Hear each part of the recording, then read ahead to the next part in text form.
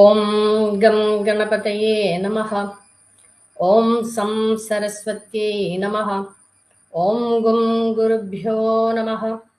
ഓം വം വേദവ്യാസായ നമഃ. ഓം ദം ദക്ഷിണാമൂർത്തയേ നമഃ. ഓം പം പരമാത്മനേ നമഃ. ഓം ശ്രീ ഹരേ നമഃ.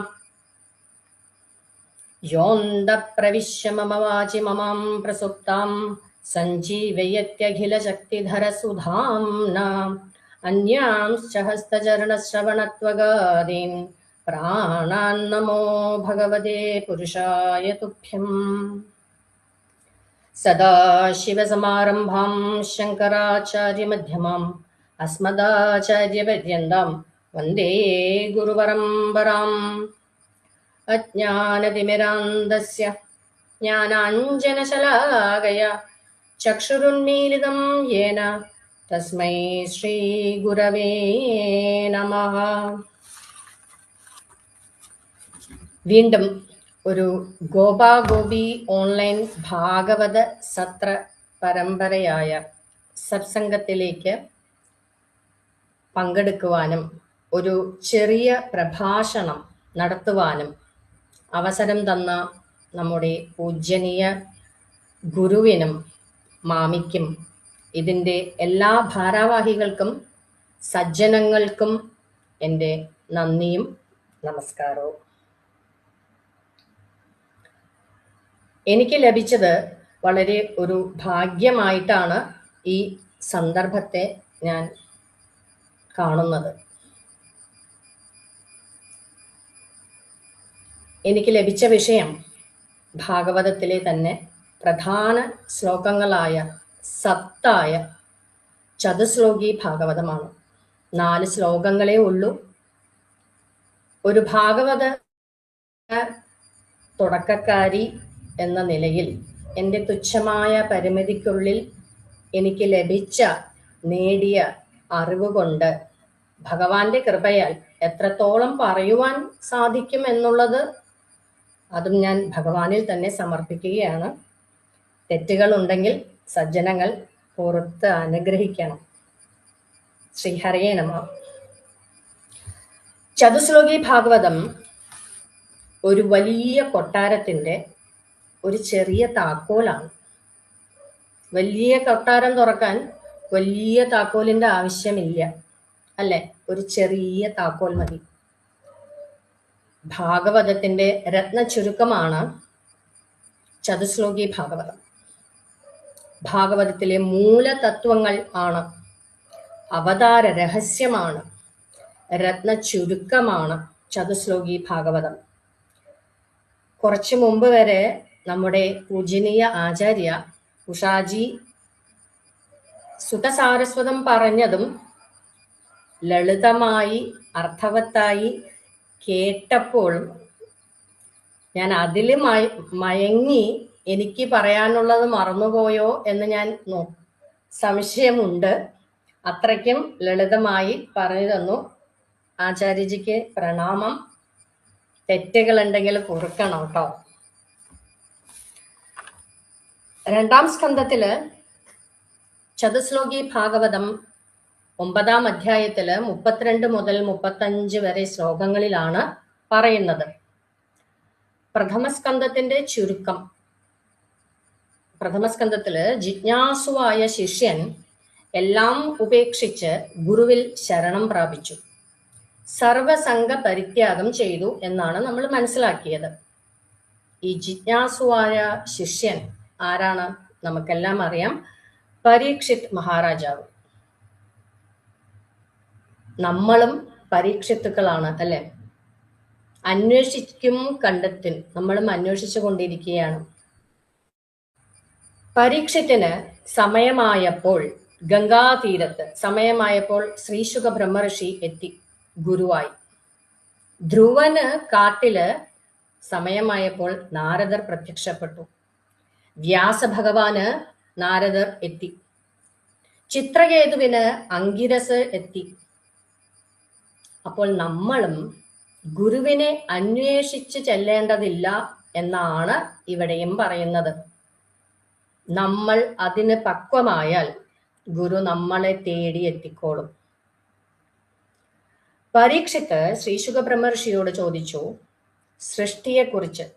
സൃഷ്ടിഭേദങ്ങളാണ് ഈ 2ാമത്തെ സ്കന്ധത്തില് പറയുന്നത്. ശ്രീശുക ബ്രഹ്മർഷിയോട് ചോദിച്ചപ്പോൾ എന്താണ്, സൃഷ്ടിയെക്കുറിച്ച് അറിയാൻ വളരെ ബുദ്ധിമുട്ടാണ്. കാരണം ഇതിന് സാക്ഷികളില്ല. നമ്മൾ സൃഷ്ടി രഹസ്യത്തിൽപ്പെട്ടതാണ്. അതുകൊണ്ട് നമുക്ക് ഒരിക്കലും മനസ്സിലാവില്ല. പിന്നെ ഒന്നേ ഉള്ളൂ, അനുമാനം, ഊഹിക്കാം. ഭഗവാന്റെ മഹിമയാണ് സൃഷ്ടി. ഭഗവാന്റെ മഹിമ ഒന്ന് പറഞ്ഞു തരാമോ? പരീക്ഷിത്ത് ചോദിച്ചു. ആയുഷ്കാലം മുഴുവൻ പറഞ്ഞാലും തീരില്ല ഭഗവാന്റെ മഹിമ. 1000 നാവുള്ള അനന്തശേഷന് പോലും പറ്റാത്ത കാര്യം അപ്പൊ സൃഷ്ടിയെപ്പറ്റി എങ്ങനെ പറയും? അത് പറയണമെങ്കിൽ അങ്ങയുടെ കാരുണ്യമുണ്ടെങ്കിലേ പറ്റൂ. ശ്രീശുക ബ്രഹ്മർഷി പറയാണ്, അങ്ങ് എങ്ങനെ ഇത് ബോധിപ്പിക്കണം എന്ന് നനയ്ക്കുന്നുണ്ടോ അങ്ങനെ തന്നെ ബോധിപ്പിച്ചോളൂ. ഞാൻ എല്ലാം അങ്ങയ്ക്ക് സമർപ്പിക്കുന്നു. എൻ്റെ നാവിൽ വന്ന് അനുഗ്രഹിക്കണമേ എന്ന് ഭഗവാനെ ശ്രീശുകർ ഭജിക്കുകയാണ്. നമ്മൾക്ക് മാതൃകയാവുകയാണ് എങ്ങനെ ഭാഗവതം പറയണം എന്ന്. ബ്രഹ്മജ്ഞാനിയാണ് ശ്രീശുകൻ. അദ്ദേഹത്തിന് ഉള്ള അറിവ് വേറെ ആർക്കുമില്ല. ആ ദിവ്യജ്ഞാനി പോലും ഭഗവാനെ ആദരിച്ചുകൊണ്ട് ധ്യാനിച്ചുകൊണ്ട് ആണ് പറയാൻ ആരംഭിക്കുന്നത്. എങ്കിൽ നമ്മളൊക്കെ എങ്ങനെ പറയണം, എങ്ങനെ ആരംഭിക്കണം? ഭഗവാനെ ആദരിച്ചും ഗുരുനാഥനെ വന്ദിച്ചും നമസ്കരിച്ചും ഈ ഉള്ളവന്റെ അറിവിൽ ഉള്ളത് സമർപ്പിക്കുകയാണ്. അറിവ് നമ്മൾ ഉണ്ടാക്കിയതല്ല, കിട്ടിയതാണ്. അതാണ് ഭഗവാന്റെ കൃപ. വാസ്തവത്തിൽ സൃഷ്ടി എന്ന ഒന്നില്ല. നമുക്ക് വേണ്ടി ഋഷിമാർ സമ്മതിച്ചു തരികയാണ്. പിന്നെയോ മെല്ലെ മെല്ലെ നമ്മളെ കൈ പിടിച്ച് ഉണർത്തിച്ച് നമുക്ക് മനസ്സിലാക്കി തരികയാണ് സൃഷ്ടി എന്ന ഒന്നും ഇല്ല എന്ന്. ചിലർ പറയും, ഭഗവാനാണല്ലേ സൃഷ്ടിച്ചത്, നല്ലവരെയും അല്ലാത്തവരെയും ബുദ്ധിയുള്ളവരെയും ഇല്ലാത്തവരെയും എന്നൊക്കെ. ഭഗവാൻ ആണ് സൃഷ്ടിച്ചതെങ്കിൽ അവിടെ ന്യായം ചെയ്തോ ഭഗവാൻ എന്നൊക്കെ നമ്മൾക്ക് സംശയങ്ങൾ വരാം. അല്ല, ഭഗവാൻ ഒരു പ്രകാശം മാത്രമാണ്. ഒരു സ്റ്റേജിൽ ഒരു ലൈറ്റ് പ്രകാശിക്കുന്നത് പോലെയാണ് ഭഗവാൻ. ആ പ്രകാശത്തിൽ നമ്മൾക്ക് വായിക്കാം, എഴുതാം, ആധാരം വേണമെങ്കിൽ തിരുത്താം. അപ്പോ ഭഗവാൻ ഒരു കർമ്മഫലദാതാവ് മാത്രമാണ്. ഓരോ ജീവനും ചെയ്ത കർമ്മഫലം അനുഭവിക്കുക. അതനുസരിച്ച് അവൻ ജനിക്കുന്നു, മരിക്കുന്നു. അതിൽ ഭഗവാൻ ഒരു പങ്കുമില്ല. പക്ഷെ ആ വെളിച്ചം ഉള്ളത് കൊണ്ട് മാത്രമാണ് നമ്മൾ ഇവിടെ ഇങ്ങനെ നടക്കുന്നത്. കാരണക്കാരനായിട്ട് ഭഗവാൻ നിൽക്കുന്നേ എന്നുള്ളൂ. വണ്ടി ഓടണമെങ്കിൽ പെട്രോൾ വേണം. അത് ഓടിക്കണമെങ്കിൽ ഡ്രൈവർ വേണം. ഡ്രൈവറുടെ അനാസ്ഥ കൊണ്ട് ആക്സിഡന്റ് പറ്റിയാൽ പെട്രോളിനെ കുറ്റം പറഞ്ഞിട്ട് കാര്യമുണ്ടോ? അധർമ്മം ചെയ്ത ഫലത്തിന് ദൈവത്തെ കുറ്റം പറഞ്ഞിട്ട് ഒരു കാര്യവുമില്ല. പണ്ടൊരു ഗുരുനാഥൻ ശിഷ്യനോട് യജ്ഞപ്രസാദമായി പായസം സജ്ജനങ്ങൾക്ക് കൊടുക്കുവാനായിട്ട് പറഞ്ഞു. ശിഷ്യൻ ചോദിച്ചു ഗുരുവിനോട്, ഞാൻ എങ്ങനെ കൊടുക്കണം? ഞാൻ കൊടുക്കുന്ന പോലെ കൊടുക്കണമോ ഭഗവാൻ കൊടുക്കുന്ന പോലെ കൊടുക്കണമോ എന്ന് ചോദിച്ചു. ഗുരു പറഞ്ഞു, നല്ലതായിക്കോട്ടെ, ഭഗവാൻ കൊടുക്കുന്നത് പോലെ കൊടുത്തോളൂ. 5 മിനിറ്റ് കഴിഞ്ഞില്ല, അവിടെ ആകെ ബഹളം. അടി പിടി വലിച്ച് പായസം അവിടെ കിട്ടി ഇവിടെ കിട്ടി. ബഹളം കേട്ടപ്പോൾ ഗുരു അവിടേക്ക് വന്ന് ചോദിച്ചു, എന്താ ഇത് ഇവിടെ നടക്കുന്നേന്ന് ചോദിച്ചു. ശിഷ്യൻ പറഞ്ഞു, ഗുരു, ഞാൻ കാണുന്നത് ഇതാണ്. ഉള്ളവന് കൂടുതൽ ലഭിക്കുന്നു, ഇല്ലാത്തവന് ഒന്നും ലഭിക്കുന്നില്ല. ദാരിദ്ര്യമുള്ളവന് ദാരിദ്ര്യം കൂടെ കിട്ടുന്നു. കടം മേടിച്ചും കഷ്ടപ്പാടും ദുരിതവും ഇങ്ങനെയൊക്കെയാണ് ലോകത്തെ കാണുന്നത്. അങ്ങനെ ഞാനും കൊടുത്തേ ഉള്ളൂ എന്നാണ് പറയുന്നത്. അപ്പോൾ ഒരു ദോഷം ഇവിടെ ഭഗവാന് വരും അല്ലെ? സൃഷ്ടിക്കുന്നത് ഭഗവാൻ ആണ് എന്ന് പറഞ്ഞാൽ, അതുകൊണ്ട് സൃഷ്ടി എന്നാൽ അത് ഒരു ചാക്രികമാണ്, ഒരു വൃത്തം പോലെയാണ്. ഒരു രേഖയാണെങ്കിൽ അതിന് തുടക്കവും ഒരു എൻഡിങ്ങും ഉണ്ടാവും. ഒരു വൃത്തമാണെങ്കിലോ, ഒരു വൃത്തം വരച്ചിട്ട് നോക്കുകയാണെങ്കിൽ അത് എവിടെ തുടങ്ങി എവിടെ അവസാനിച്ചു എന്ന് ആർക്കും പറയുവാൻ കഴിയുകയില്ല. അതുപോലെ തന്നെയാണ് ഞാൻ ഇവിടെ എങ്ങനെ പെട്ടു, എനിക്ക് എന്താണ് ഇങ്ങനെ എന്ന് വിചാരിച്ചിട്ട് ഒരു കാര്യവുമില്ല. എന്നെ അറിഞ്ഞാൽ, മനസ്സിലാക്കിയാൽ മാത്രം മതി. അതുകൊണ്ട് പറ്റിയതിനെ ഓർത്ത് വ്യാകുലപ്പെട്ടിട്ട് കാര്യമില്ല. എങ്ങനെ സമാധാനമായി ഇരിക്കാം എന്ന് നേടുക എന്നുള്ളതാണ് നമുക്ക് ചെയ്യാവുന്നത്. അപ്പോ ഭഗവാൻ എന്തിന് ഈ പ്രപഞ്ചത്തെ സൃഷ്ടിച്ചു എന്ന ചോദ്യം വരാം. ചിന്മയാനന്ദ സ്വാമിയോട് ഒരു ശിഷ്യൻ ചോദിച്ചു, എന്തിനാണ് ഭഗവാൻ പ്രപഞ്ചത്തെ സൃഷ്ടിച്ചത്? ചിന്മയാനന്ദ സ്വാമികൾ പറഞ്ഞു, ഞാനല്ല സൃഷ്ടിച്ചത്. ആരാണോ സൃഷ്ടിച്ചത് ആ ഭഗവാനോട് ചെന്ന് ചോദിക്കൂ. സൃഷ്ടിയെ പറ്റിയല്ല, ആ ഭഗവാനെ കണ്ടെത്തൂ ആദ്യം, എന്നിട്ട് ഭഗവാനോട് ചോദിക്കൂ. ആ സൃഷ്ടികർത്താവിനെ കണ്ടെത്തുക. അപ്പോ അറിയാം ആ സൃഷ്ടി എന്നൊന്നില്ല എന്ന്. എങ്കിലും ഒരു ക്രമം പറയണ്ടേ നമുക്കൊക്കെ മനസ്സിലാകാൻ? ഒരു ധാരണ വേണ്ടേ? അതിനു വേണ്ടി ഈ പുരാണങ്ങളിലും ഇതിഹാസങ്ങളിലും പല രീതിയിൽ സൃഷ്ടിയെ പരിചയപ്പെടുത്തുന്നു, നമ്മൾക്ക് മനസ്സിലാക്കി തരുന്നു. സാഖ്യം നോക്കുകയാണെങ്കിൽ ആദ്യം ശബ്ദമുണ്ടായി, പിന്നെ തന്മാത്രകളുണ്ടായി, വായു, ശബ്ദം, സ്പർശം, രസം, രൂപം ഇവയൊക്കെ. വേദത്തിലാണെങ്കിലോ ഭഗവാനിൽ നിന്നും ആദ്യം പഞ്ചഭൂതങ്ങൾ ഉണ്ടായി, ആകാശം, വായു, അഗ്നി, ജലം, ഭൂമി ഇവയ്ക്ക് ഉണ്ടായി എന്നാണ് വേദത്തിൽ പറയുന്നത്. പുരാണമാണെങ്കിൽ വേദവും സാഖ്യവും കടുകട്ടിയാണ്, പെട്ടെന്ന് നമുക്ക് മനസ്സിലാക്കാൻ പാടാണ്. പുരാണെങ്കിലോ കഥകളായ രൂപത്തിലാണ് നമുക്ക് പറഞ്ഞു തരുന്നത്. അതായത് അനന്തപത്മനാഭൻ അങ്ങനെ ശയിച്ചു കിടക്കുകയാണ്, അങ്ങയുടെ സാന്നിധ്യത്തിലാണ് എല്ലാം നടക്കുന്നത്. സൂര്യനെ പോലെയാണ്. സൂര്യൻ പ്രകാശിക്കുന്നുണ്ട്, സൂര്യന്റെ സാന്നിധ്യത്തിലാണ് എല്ലാം നടക്കുന്നത്. പക്ഷെ സൂര്യൻ ഒന്നും ചെയ്യുന്നില്ല. അങ്ങനെയിരിക്കെ ഭഗവാൻ ഒരു സങ്കല്പമുണ്ടായി. ഭഗവാന് തൻ്റെ നാഭിയിൽ നിന്നും തമോ ഗുണത്തിൽ നിന്നും ഒരു സത്സംഗം ആയാലോ എന്ന് തോന്നി. അങ്ങനെ സങ്കല്പിച്ചപ്പോൾ ഭഗവാന്റെ നാഭിയിൽ നിന്നും ഒരു താമര വിടർന്നു വന്നു. ആ താമരയിൽ നിന്നും ഉണ്ടായതാണ് ബ്രഹ്മാവ് എന്നാണ് സങ്കല്പം. അദ്ദേഹം ഉണർന്നു വന്നു. അദ്ദേഹത്തിന് 4 തലകളുണ്ട്. ഒറ്റയ്ക്കാണ് വന്നത്. ആരാണ് അദ്ദേഹം? ഞാൻ ആരാണ്? ഞാൻ എവിടെ നിന്നും വന്നു? ഞാൻ എവിടേക്ക് പോകണം? കുറേ അന്വേഷിക്കാനായിട്ട് മുകളിലോട്ടും കുറേ താഴോട്ടും കുറേ നാളുകൾ കഷ്ടപ്പെട്ടു.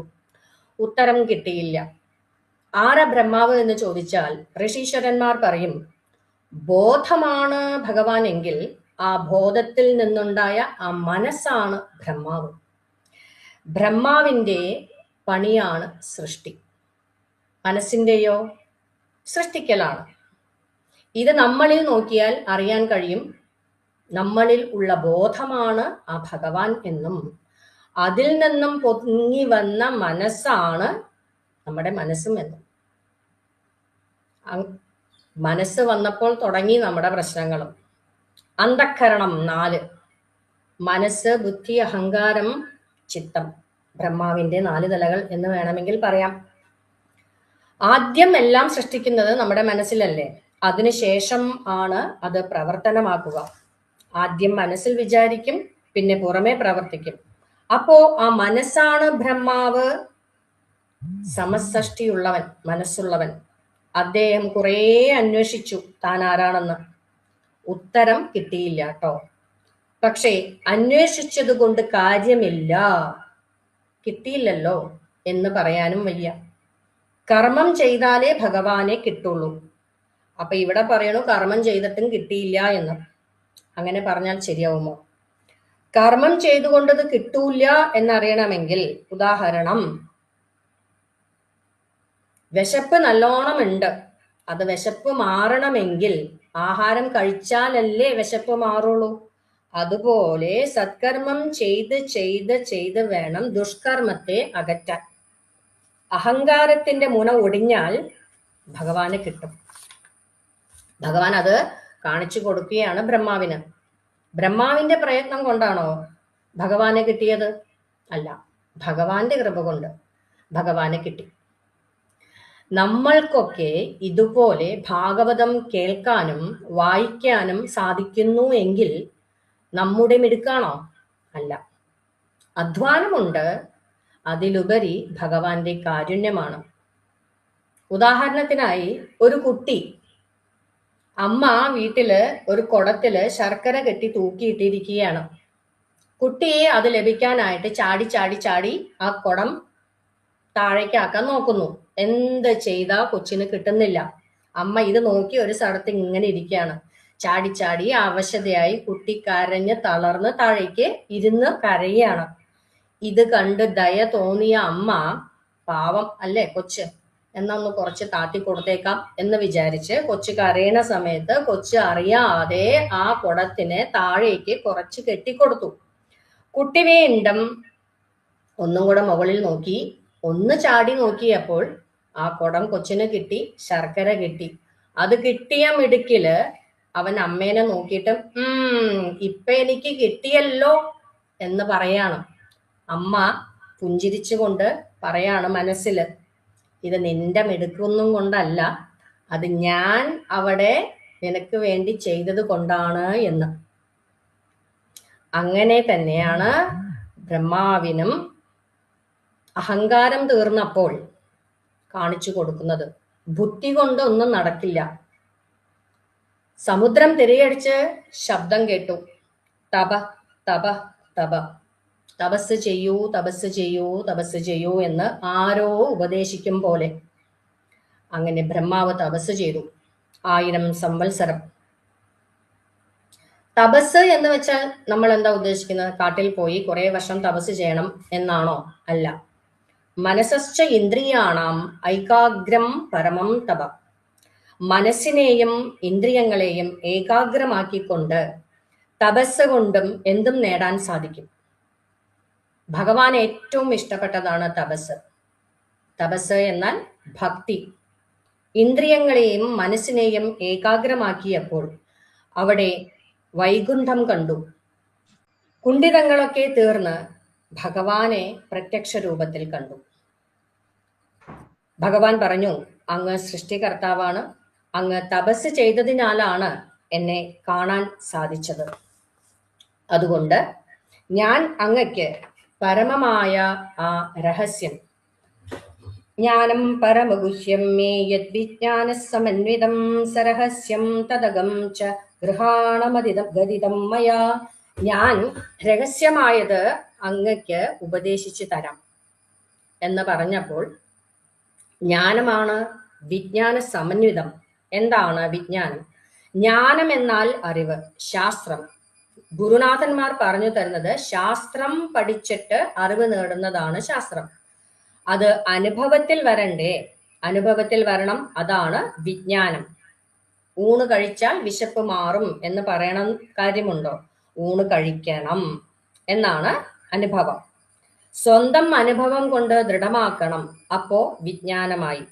അത് ഞാൻ അങ്ങക്ക് ആ തത്വം പറഞ്ഞു തരാം എന്ന് പറഞ്ഞ് ആ ഏകശ്ലോകി ഭാഗവതമായ യാവാനഹം യഥാഭാവോ യദ്രൂപഗുണകർമ്മകഃ തഥൈവ തത്വവിജ്ഞാനമസ്തു തേ മദനുഗ്രഹാദ.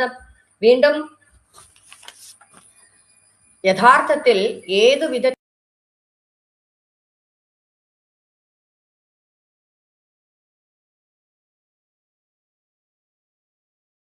സൃഷ്ടി ഒന്നാം ശ്ലോകത്തില് പറയുന്നത് സൃഷ്ടിക്ക് മുമ്പ് ഞാൻ മാത്രമേ ഉണ്ടായിരുന്നുള്ളൂ.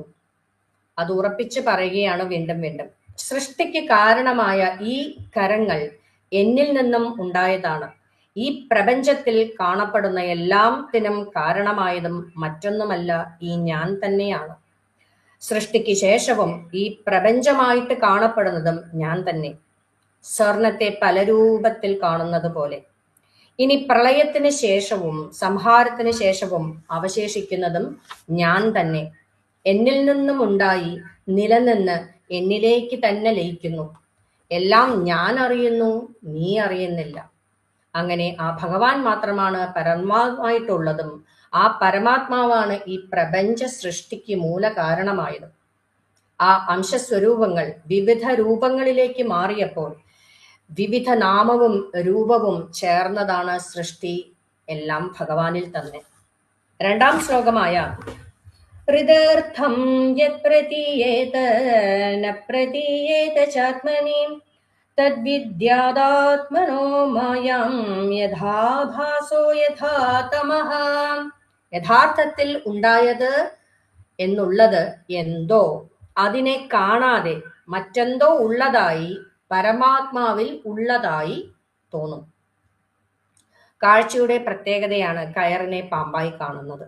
ഒരു ടോർച്ച് ഒരാൾ അവിടെ വന്ന് അടിച്ചു കൊടുത്താൽ അത് പാമ്പല്ല, അത് കയർ തന്നെ ആണ് എന്ന് ബോധം ഗുരുവിനാൽ അനുഗ്രഹം കിട്ടി ഉള്ളതിനെ മറിച്ചു വെച്ച് വേറൊന്നിനെ കാണുന്നതും മായയാണ്.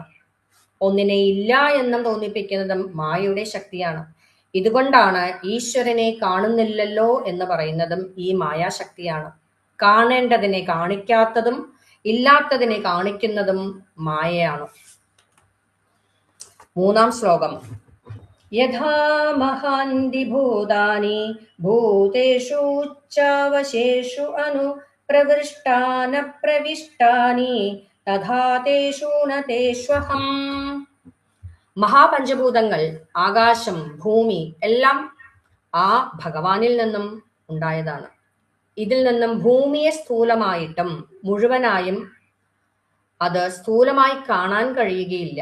അതുപോലെ സൂക്ഷ്മമായ ആകാശത്തെ കാണാൻ കഴിയുകയില്ല. പക്ഷെ അനുമാനം കൊണ്ട് നിഗമനം കൊണ്ട് ഇവിടെ ശൂന്യം സ്പേസ് ഉണ്ട് എന്ന് അനുമാനിക്കാം. ഇങ്ങനെ പഞ്ചഭൂതങ്ങൾ ഉണ്ടായതിനു ശേഷം മാത്രമാണ് ഈ ജീവചൈതന്യം പ്രവേശിച്ചത് എന്നാൽ നമ്മൾ കരുതുന്നത്.